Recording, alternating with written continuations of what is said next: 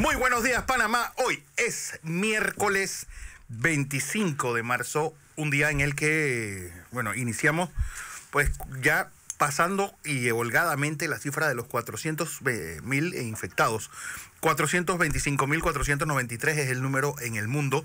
Hay 18.963 fallecidos y 109.191 recuperados. En nuestro país, pues pasamos también la barrera de los 400 y el número de fallecidos subió a 8. Don José. Buenos días, Fernando. Oiga, con telón de fondo, pues el príncipe Carlos de Inglaterra dio positivo de coronavirus. Ya saben que él es alguien mayor de 70 años.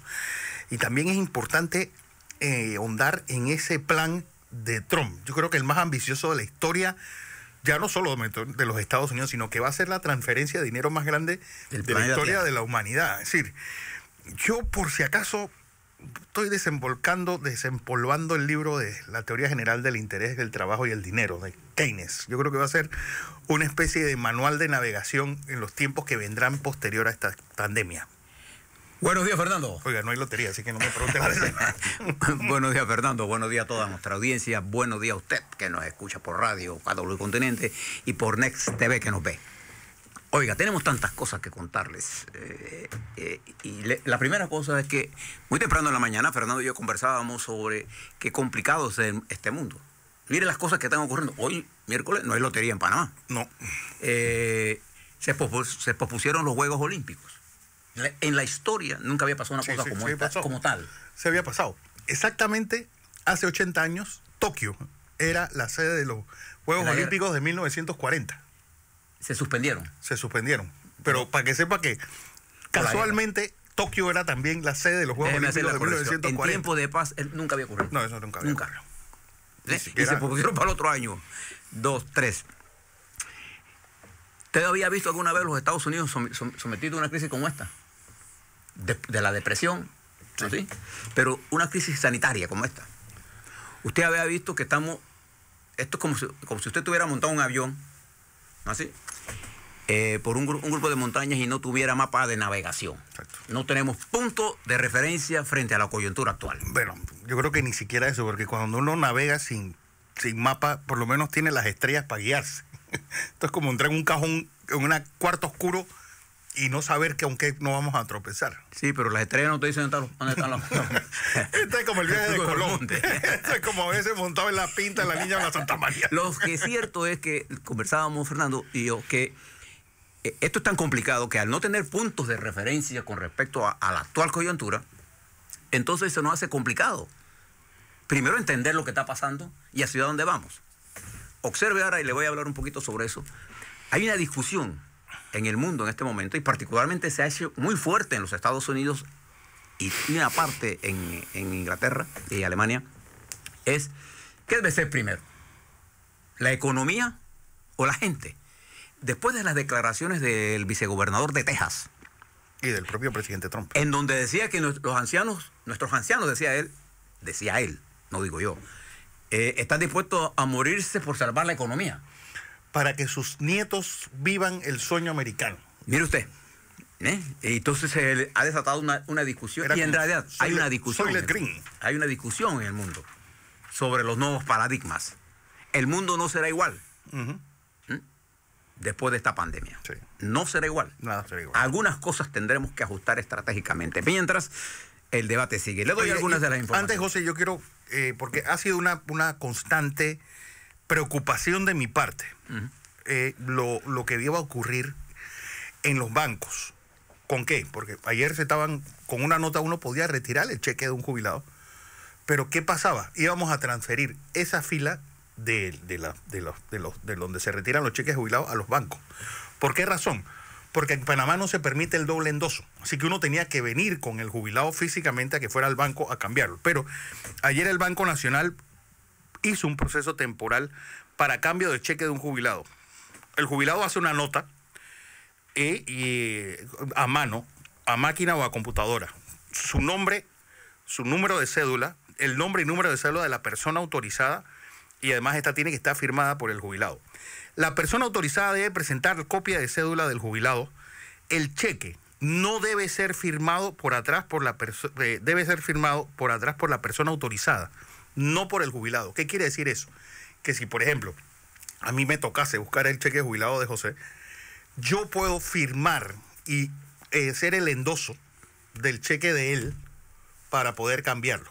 ¿Qué significa eso? Que lo vamos a transferir las filas de los centros de pago de jubilados a los bancos.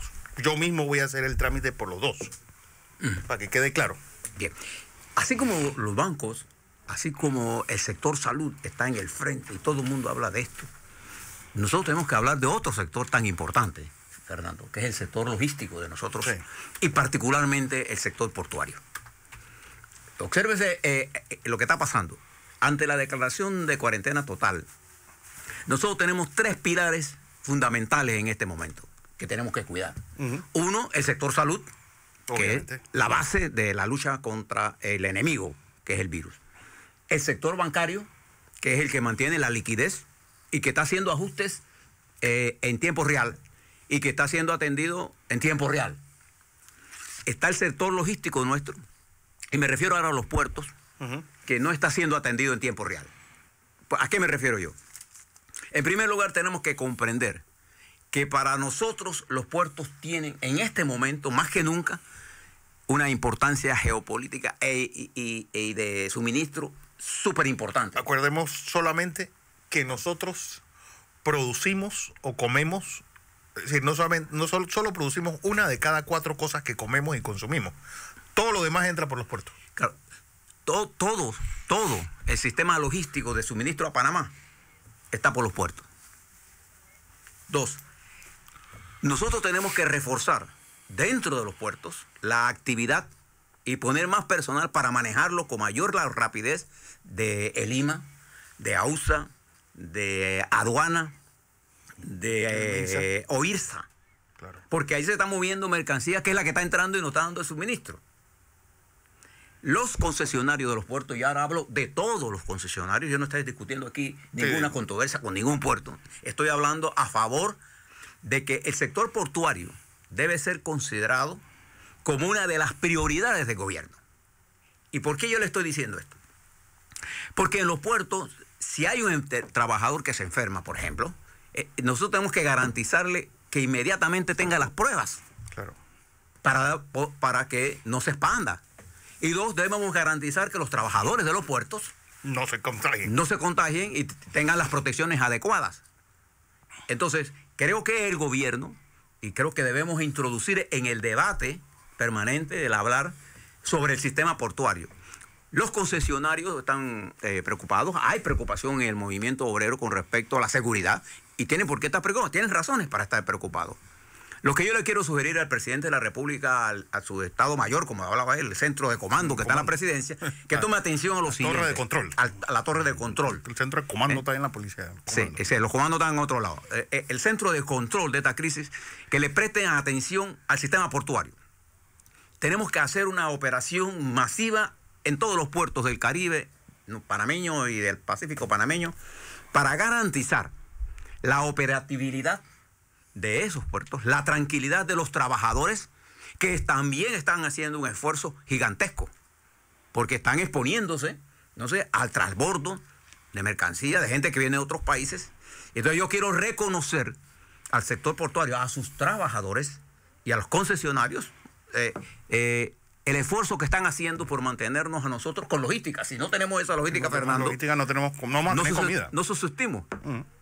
Entonces, ese sector que es importante incluso para la vía acuática, que es el Canal de Panamá, nosotros tenemos que prestarle atención, señor presidente, en una forma efectiva, masiva y rápida, de manera que evitemos hacia las preocupaciones de los trabajadores, que son válidas, las preocupaciones de los concesionarios que están haciendo el mayor esfuerzo posible en medio de estas dificultades que hay para tener los suministros, tener el movimiento de equipo. Usted se imagina cuando llega un barco, toda la logística hay que tener, de desembarcar, tener los permisos, tener OIRSA, tener el MIDA, en fin, toda una logística. No, y si no hay uno de ellos, todo no, eso se para todo. Se para todo. Entonces tenemos que reforzar esa parte para que el sector bancario, el sector logístico, Cuando hablo del sector logístico, también me refiero al sector aéreo. Aéreo. El aeropuerto de carga. Yo hablo de todo el sistema, ¿no así? Así como debemos tener respaldado el sector salud, particularmente en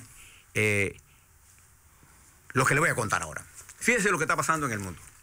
Rápidamente, un vistazo. En los Estados Unidos, el país se ha convertido en el potencial el tercer foco, centro de la tormenta de la expansión del coronavirus. En este momento en los Estados Unidos la expansión del virus ha puesto a los Estados Unidos en los primeros lugares de contaminación. En el segundo puesto. En el segundo puesto de contagio.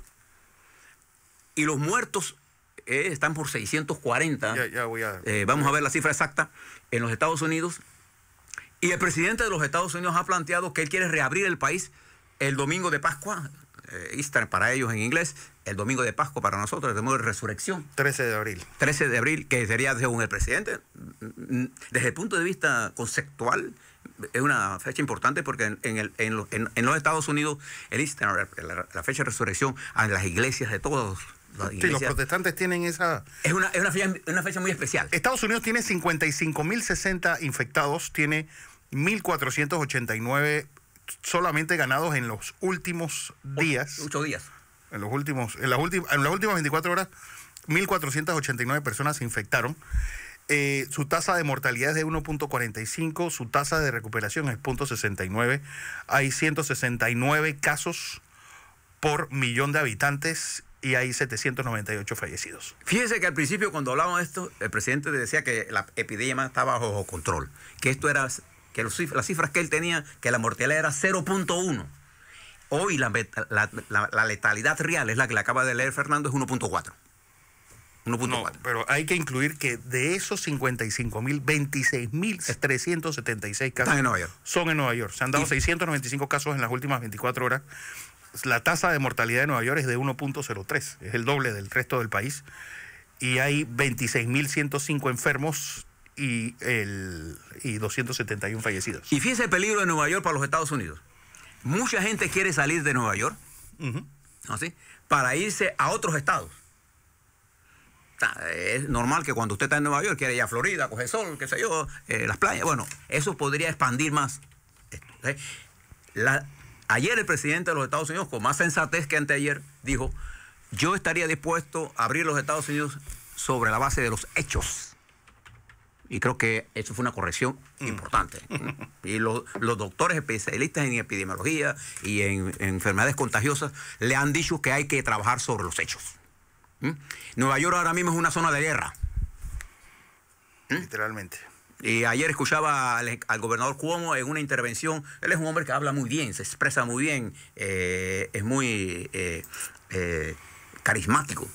Y ayer expresaba la preocupación. Necesitamos 30.000 respiradores y nos han mandado 400. Bien. Eso en los Estados Unidos. En España ha pasado al segundo lugar en muertos. Ha superado a China con casi 4.700 y tantos muertos. 4.400. 3.400, perdón. China tenía 3.300. España, la situación es bien grave. Bien grave.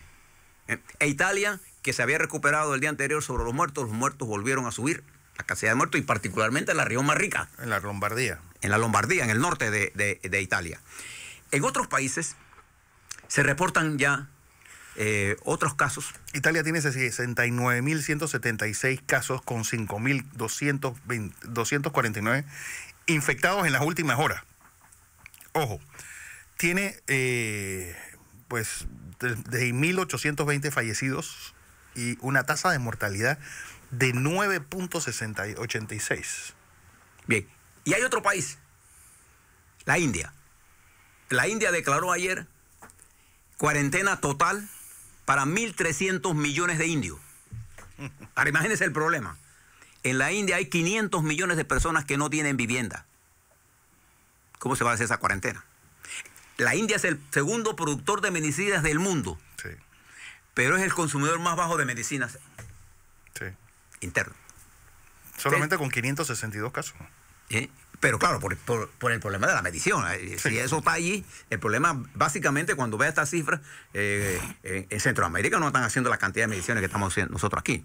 Y para poder tener claro esto, hay que hacer los trabajos que estamos haciendo aquí. Hay que saber epidemiológicamente a qué nos estamos enfrentando, cuán grande es el problema. Y por eso yo aprecio el trabajo que hace científicamente el sector salud nuestro, bajo la dirección de la ministra de Salud y del presidente de la República, para entender el enemigo, conocer la estrategia del enemigo que es el virus y saber cómo lo vamos a enfrentar. Esto que está pasando en el mundo, si tú lo unes ahora a América Latina, en donde los casos se están multiplicando en Brasil, cuando conozcamos las cifras reales de Colombia, de Venezuela, las cifras reales de... acuérdense que Ecuador, por ejemplo, que es un país con mayoría indígena... 1082. Nada más refleja eso. Entonces vamos a tener que, y teniendo a los Estados Unidos como foco central, México, que pasó ayer a lo que ellos denominan la segunda fase. Con 405 casos totales. Y con un estado fallido. De manera que nosotros podemos ser, si no tomamos las medidas correspondientes, el tercer foco de esta epidemia, de esta pandemia global. En América Latina, además recuerde que estamos en medio de esto y simultáneamente hay una crisis en el petróleo por baja demanda.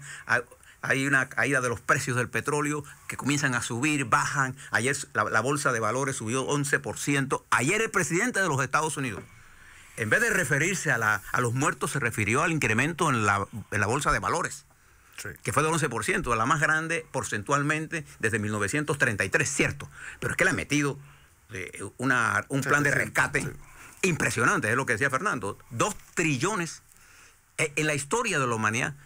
No hay ningún país que se haya endeudado tanto en tan corto plazo. Nadie. Sobre todo dinero a la gente en los bolsillos. Sí, y dinero que no está respaldado en nada. En nada. En nada. Es simplemente en la emisión. En que estemos vivos después, alguien lo pagará. Entonces, todas estas cosas que están pasando simultáneamente nos impiden a nosotros tener un punto de vista. Pero fíjese, una reflexión que usted puede aprovechar ahora en estos momentos. En nuestro país, en el mundo, ¿cuál es la situación general? Que hemos creado un sistema que ha funcionado, claro, ha funcionado mejor que los sistemas de esclavitud, del medioevo, la revolución industrial, el capitalismo como tal y la globalización como tal tuvo un éxito global para mejorar incluso y avances en la lucha contra la pobreza. Lo que no tuvo fue la capacidad de distribuir equitativamente, ¿no?, o con más justeza la riqueza. Y entonces creó un mundo de privilegiados y que al final de cuentas, a partir de los 70 con la globalización, se estableció un sistema financiero global que se hacía multimillonario. Hay gente que tiene 130.000 millones de dólares. Qué cosas inconmensurables. Que usted no tiene idea, que vale más que en nuestro país, no, 2 veces y media más. Toda Centroamérica. ¿Sí? Entonces, esto ha planteado ahora esta crisis del coronavirus, hacia dónde queremos ir en el futuro. Y la vuelta y la necesidad de un estado de bienestar que garantice derechos mínimos. Y eso hizo que Alemania replanteara su concepción en contra del estado de bienestar y tuvo que emitir... No, en contra del endeudamiento de ningún tipo. Recordemos que los alemanes tienen esa fobia a la deuda porque les tocó 2 veces pagar. No olvidemos que a ellos les tocó pagar la reconstrucción y lo que le impusieron en el Tratado de Versalles y las deudas de la Segunda Guerra Mundial, que para que no la perdamos de vista, el Deutsche Bank terminó de pagar en el año 2012. Es decir, así que son gente totalmente irascible hacia deudas a largo plazo. Antes de ayer, la canciller su gobierno decidió endeudarse al 50%. De 0, lo permitido en la ley alemana es de 0 a 35. Ellos se fueron a los 50%. ¿Por qué está pasando esto en el mundo? ¿Por qué esta nueva discusión? Es la pregunta que usted tiene que hacerse. Que ayer el presidente Cortizo lo quiso decir en lo siguiente: después de esta crisis, tenemos que ser diferentes. Totalmente. Tenemos que ser diferentes. Nosotros no podemos seguir creando una sociedad en donde unos pocos privilegiados se queden con todo y el resto nos quedemos con poco. Si no podemos seguir siendo el archipiélago que somos, con islas separadas unas de otras, donde El dueño de cada isla es como si fuera el Marshall. La pandemia del coronavirus vino a restregarnos en la cara la inequidad global. A la vuelta yo le quiero hablar sobre las cifras de ayer que nos dieron, qué significa este incremento. Le voy a presentar las láminas que hicimos sobre esto en cuanto a la tendencia y por qué. Ellas explican con claridad dónde estamos y explican con claridad también que las medidas de cuarentena total eran innecesarias e impostergables. Ya incluso el doctor de la Rosa, de la Rosa, sí, nos los había venido planteando. Había otros médicos en Panamá también que estaban en esto. El presidente tomó la decisión ayer. Le voy a hablar con las láminas para que usted tenga una idea sobre eso. Le voy a reiterar el asunto portuario y le quiero hablar de la economía. Sí, importante. Vamos a tener al doctor Gay de la Rosa, vamos a hablar con Italia. Vamos a tener varias alcaldías del país. Don José, y me quedo con esta joya, dice tu amigo Bolsonaro. Si el grupo de riesgo son los mayores de 60 años, ¿por qué cerramos las escuelas? La verdad es que hay gente que llegó al poder. Yo he escuchado de eso, he escuchado cualquier cantidad. Yo escuché al ministro de Salud del presidente de México. No fue Obrador. Decir otro salvaje, ¿no? Decir que si cerramos la escuela porque uno estaba enfermo, bueno, era mejor. Pero si lo cerramos cuando habían 100, se beneficiaban más gente. Mire usted la torpeza. Eso es lo que se llama cuando los pueblos se equivocan al escoger dirigentes que no entienden el nuevo fenómeno global. ¿Sí? Decir una cosa como eso te retrata de cuerpo y alma. Sí, a la vuelta, vamos a ver cómo nos retratan nosotros.